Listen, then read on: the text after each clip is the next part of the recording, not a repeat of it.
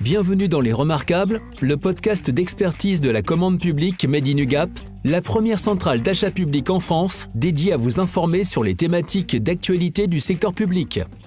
Ici, nous plongeons au cœur des défis qui façonnent nos politiques publiques. Aux côtés d'un expert UGAP et d'un acteur public de premier plan, nous explorons l'actualité avec un regard aiguisé sur les enjeux pratiques auxquels vous faites face. Ici, nous décortiquons ensemble des cas concrets pour mieux en comprendre les rouages au plus près du terrain. Préparez-vous pour une expérience immersive dans l'univers singulier des marchés publics. Bonne écoute!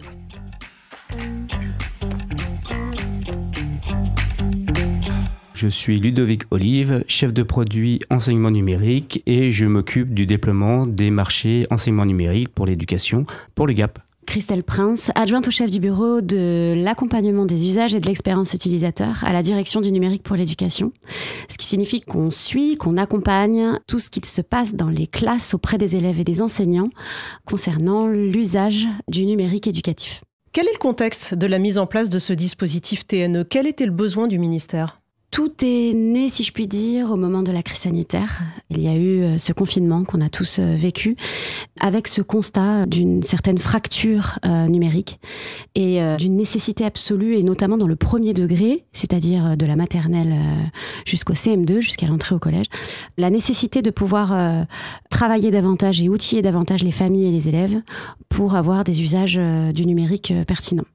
Donc l'idée est venue d'un projet massif pour lutter contre cette fracture numérique et conduire à un usage du numérique beaucoup plus fort, avec tous les moyens possibles pour ensuite les déployer. L'UGAP est intervenu à la demande du ministère, qui est notre tutelle, sur les pilotages après des plans TNE, donc à l'été 2020, sur 2 départements, qui étaient le département du 02 et du 95, pour pouvoir justement proposer du matériel, rééquiper un peu ces 2 territoires, pour justement toujours assurer le lien entre l'école et les élèves et les parents d'élèves en cas de reconfinement.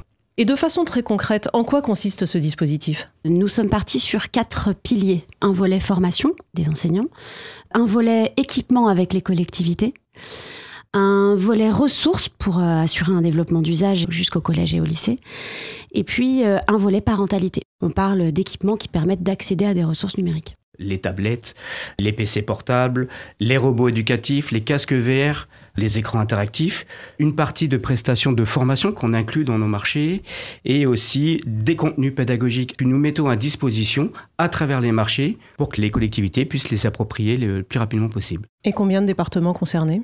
Nous avons 12 TNE avec de nombreux usages développés dans ces 12 TNE. Ça concerne principalement les banques des territoires qui ont la subvention et à chaque département de s'organiser pour savoir justement quel matériel ils veulent mettre à disposition, quel module de formation et d'accompagnement ils veulent mettre en place. Chaque département concerné va s'organiser en fonction de leurs propres besoins. Quel a été le rôle de l'UGAP ? Alors le rôle, c'est de proposer un large panel de solutions innovantes pour renforcer surtout l'efficacité de l'action pédagogique. Parce que c'est notre rôle en tant qu'établissement public, parce que nous assurons une mission de service public. Et donc il est important de rappeler qu'on ne touche pas de subventions, nos commerciaux ne sont pas commissionnés, et notre rôle, étant donné que nous sommes sous tutelle de l'éducation nationale, c'est d'être au contact des collectivités territoriales pour les aider sur leurs projets de déploiement sur l'éducation. Et du côté du ministère, pourquoi avoir fait appel à l'UGAP ? Pour une facilitation de la commande des académies et des collectivités, les moyens alloués dépassaient les seuils de marché. Et donc l'UGAP avait les moyens de sécuriser la commande publique. Et c'est d'ailleurs son rôle pour nous. Du côté de l'UGAP, qu'est-ce que vous avez mis en place en interne pour améliorer vos procédures et pour aboutir à ce marché d'aujourd'hui ? Premièrement, en analysant les besoins de ses clients, les écoles, les universités. Et deuxièmement, c'est en s'appuyant surtout sur notre connaissance approfondie de l'amont industriel, acquise par exemple lors du sourcing.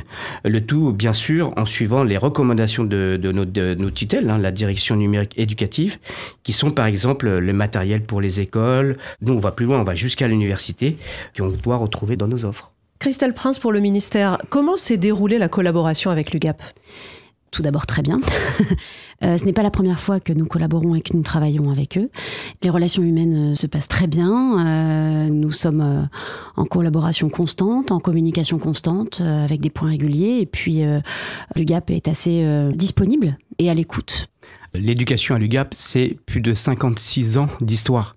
C'est dans notre ADN, parce qu'on a été créé en 1968 sous la présidence Pompidou. Et dès 1970, notre objectif, c'était de rééquiper un collège par jour. Parce que c'était des constructions en masse à ce moment-là. Donc l'UGAP était positionné dans ce contexte-là. Et de façon générale, tous les grands plans majeurs de déploiement au niveau national de l'État, c'est toujours passé par l'UGAP. Et surtout, chose importante, c'est que tous les appels d'offres que nous validons, on les fait valider en amont à la direction numérique éducative. C'est notre règle d'or, de façon à être au plus près justement des demandes de l'État pour pouvoir les mettre à disposition aux collectivités territoriales. Et Christelle Prince, quels sont les retours que vous avez sur les résultats obtenus ? Nous avons de bons retours. Nous avons en tout cas un référencement que nous n'avions pas avant. Nous avançons ensemble avec toutes ces complexités. Et surtout les complexités juridiques marché, parce que c'est vrai qu'on a des marchés qui sont très rigides, mais c'est le code des marchés qui l'impose.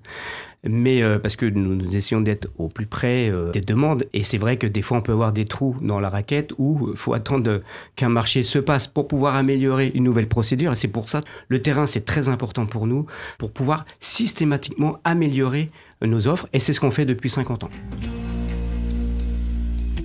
Ludovic Colive, qu'est-ce que vous avez apporté, vous, l'UGAP, aux besoins du client, en l'occurrence l'éducation nationale ? Les écoles peuvent choisir dans notre catalogue parmi des centaines de logiciels, mais surtout, l'avantage de passer par l'UGAP, c'est de s'assurer du respect du code de la commande publique, des publicités et de la concurrence. C'est d'être sûr de bénéficier du prix juste, parce qu'on n'en a pas parlé, mais l'avantage de l'UGAP, justement, c'est la massification des achats, et ce, sans frais d'adhésion. Et ça, c'est-à-dire, dès le premier euro, une école qui consulte l'UGAP n'est pas obligée d'adhérer à un club ou à un marché. Nous, c'est accessible tout de suite. Et enfin, c'est de pouvoir commander le plus simplement possible grâce à un site e-commerce qui s'appelle ugap.fr, où aujourd'hui, on a plus de 700 000 références en ligne. Tout marché confondu, pas forcément l'éducation, mais c'est facilitateur parce qu'on est la seule centrale nationale publique française et européenne à proposer ce catalogue e-commerce. Et dessus, pour l'éducation, tous les robots éducatifs, par exemple, sont en ligne.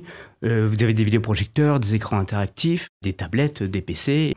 On veut répondre à toutes les demandes parce qu'il n'y a pas de mutualisation en France. C'est-à-dire que chaque département, chaque région, chaque école a une organisation différente. Donc nos offres, il faut qu'elles soient le plus larges possible.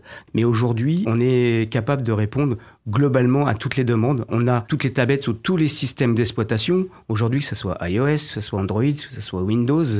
On propose tous les contenants de la classe à l'intérieur ou même des sacs à dos pour faire l'école à l'extérieur, qui est de plus en plus demandé par les équipes pédagogiques aujourd'hui. On a un éventail de choix et on essaye de répondre au maximum sur le terrain.